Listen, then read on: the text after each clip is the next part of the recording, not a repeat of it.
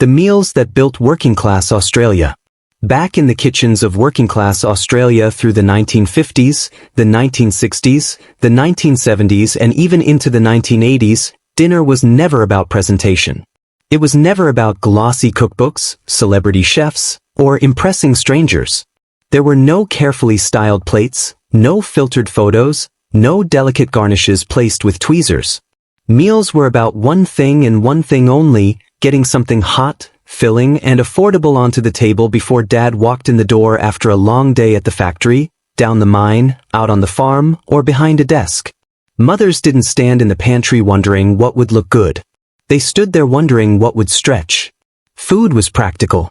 Those meals defined an era that many now remember with a strange mix of warmth and relief. Take the humble choco. If you grew up in Queensland or New South Wales, chances are you remember that vigorous vine creeping along the back fence, climbing over the chook shed, or winding its way up the wall near the outdoor dunny.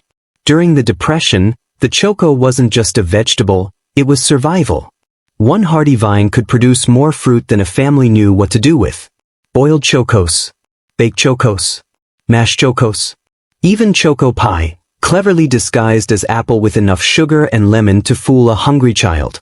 Yet by the 1950s, chocos carried a reputation. There's an old Australian saying about not being able to train a choco vine to grow up a dunny wall. That's how deeply embedded the vegetable became in cultural memory. Some still speak of it fondly. Most still shudder. If chocos represented stretching the garden, bread and dripping represented stretching the roast. In nearly every working-class kitchen, there sat a jar, sometimes on the bench, sometimes tucked in the fridge, filled with the cooled fat saved from Sunday's meat. By morning it had set into a solid white block, often with a darker jelly layer at the bottom rich with meat juices. Mothers would spread that dripping thickly onto soft white bread, sprinkle a pinch of salt, and hand it over as breakfast or school lunch. It wasn't glamorous. It wasn't colorful. But it was free. And in households where money was tight, free mattered. The smell of dripping melting into toast was as familiar as the whir of the hills hoist outside. Heavy, savory, comforting. A taste tied forever to childhood mornings. Then came Monday, and with it, bubble and squeak.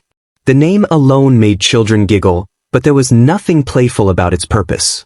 It was the clean-up act of Sunday's roast. Potato, carrots, whatever remained, fried in a hot pan until the edges crisped and browned, giving the dish its name.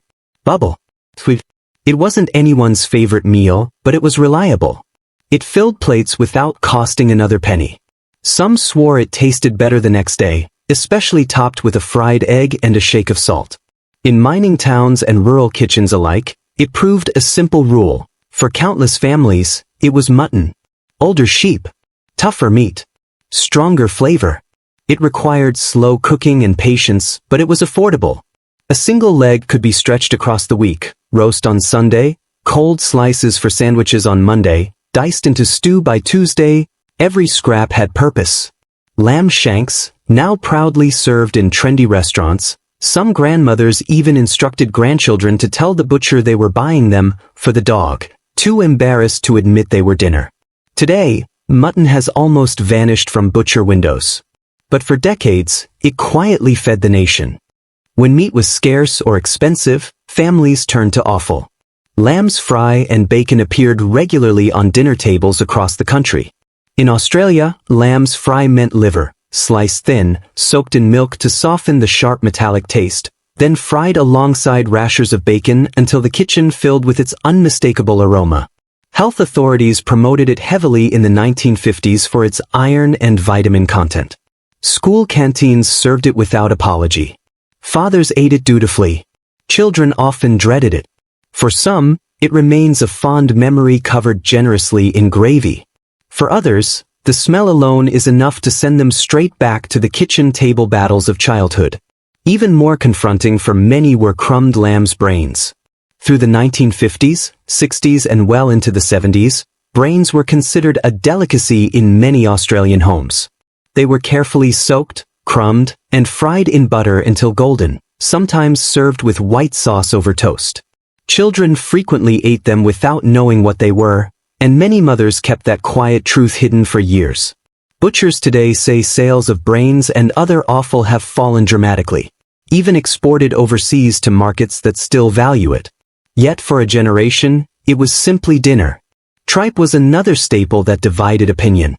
The honeycomb lining of a cow's stomach, slow-cooked with onions until tender, then smothered in creamy white sauce. Grandmothers often served it proudly. For some, it symbolized comfort. For others, the texture was unforgettable, and not in a good way. But in kitchens across Australia, tripe meant thrift, tradition, and making the most of what was available. These were the meals that kept households running. Corned beef, or silverside as many Australians preferred to call it, held a permanent place in the working-class weekly rotation. A slab of brisket cured in salty brine with cloves, then simmered slowly for hours until it yielded easily to a fork. The scent would drift through the house long before dinner was served, sharp with spice, heavy with anticipation. It was rarely served alone. There was always boiled cabbage, mashed potato whipped smooth, and carrots cooked until soft. And then came the white sauce, made carefully from the cooking liquid. In the 1950s, corned beef appeared on tables in more than half of Australian working-class homes every single week. Leftovers were never wasted. Cold slices found their way into sandwiches the next day. Chopped pieces were fried into corned beef hash for breakfast. That first steaming slice hitting the plate is a memory many can still taste. Not all protein came fresh from the butcher. Spam arrived in Australian kitchens during the war years, shipped in tins when fresh meat was scarce. By the early 1950s, it had cemented itself as a cupboard essential. For families without reliable refrigeration, it was a small miracle. Safe, long-lasting, dependable. Children often saw it as a treat.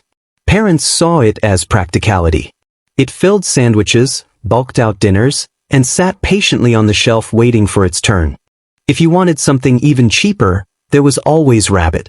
During the Depression and into the post-war years, rabbiters roamed the bush trapping and shooting to feed their families. Rabbit stew simmered slowly with root vegetables, and sometimes fluffy dumplings could stretch to feed a crowd. For many fathers and grandfathers, rabbit was more than a meal. It was memory. It reminded them of hard times survived. But by the 1960s, myxomatosis had reduced wild rabbit numbers, and families who could afford other meats quietly moved on. Rabbit stew became less common. A generation grew up unable to imagine eating something that resembled the Easter Bunny. Some meals required no stove at all. Devon sandwiches were the backbone of the Australian lunchbox. Thick pink slices of processed meat layered onto buttered white bread and finished with a generous squeeze of tomato sauce. Simple, predictable, reliable. Every child remembers standing at the butcher's counter, hoping for that free slice while mum waited for her order. But what you called it depended entirely on where you lived. In New South Wales and Victoria, it was Devon. In Western Australia, polony. In Tasmania, Belgium. In Queensland, sometimes Windsor sausage. In South Australia, it was proudly known as Fritz, or even bong Fritz if you wanted to be precise. South Australians still insist it is not the same as Devon. The debate continues, decades later. Whatever the name, it tasted like childhood. By the 1970s, Australian kitchens began experimenting with what felt modern and exciting.